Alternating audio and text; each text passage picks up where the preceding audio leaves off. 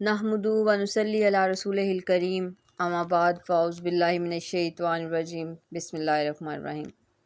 آج مجھے جس موضوع پر لب کشائی کرنے کا موقع دیا گیا ہے وہ دراصل مجھ سے بہت بڑا سوال کیا گیا ہے کہ کیا ہم آزاد ہیں؟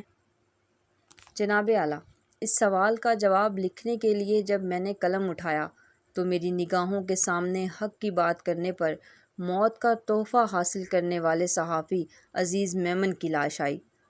تو پھر میرے دل میں خیال آیا کہ ایسا ایک واقعہ تو ہر ملک، ہر وطن، ہر دیس، ہر مٹی، ہر جگہ ہو جاتا ہے، لیکن پھر میرے خیالوں میں بچوں کے سامنے سڑک پر زیادتی کا نشانہ بننے والی ماں آئی، جس نے میرے قلم کو یہ لکھنے پر مجبور کر ہی دیا کہ ہم آزاد نہیں، ہوس کے قیدی ہیں۔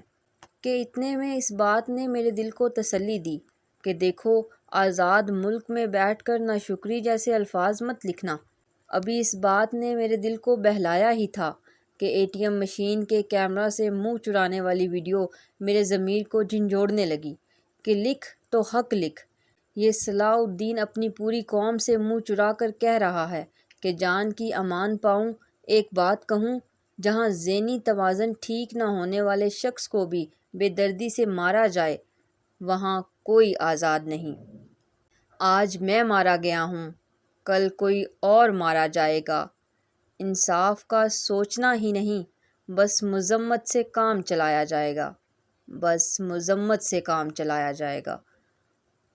جناب اعلیٰ، ابھی میں نے لکھنے کی جسارت کی ہی تھی کہ فلسطین، کشمیر، برما اور چیچنیا کے لوگوں نے چیخ چیخ کے پکارا کہ اے بے خبر، تو آزادی کے نعمت سے آشنا ہی نہیں، تیری تو ابھی اس موضوع پر لکھنے کی عمر ہی نہیں، تو آزاد ہے، تو آج لکھنے کو آزاد ہے، تو آج پڑھنے کو آزاد ہے، تو آج اسٹیج پہ کھڑے ہو کے تقریر کرنے کو آزاد ہے، تیرے گھر کے مرد اپنی عبادت گاہوں میں جا کر عبادت کرنے کو آزاد ہیں۔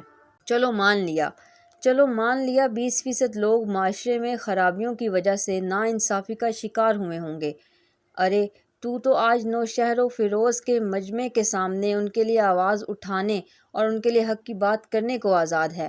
ہمیں تو یہ آزادی بھی نہیں۔ یہ سوچتے ہی میرا قلم ہاتھ سے نیچے گرا اور میں نے اس موضوع پر لکھنے سے انکار کر دیا۔ بہرحال میں اس نتیجے پر پہنچی کہ دونوں پہلو بتا کر فیصلہ آپ سب پر چھوڑا جائے کہ کیا ہم آزاد ہیں؟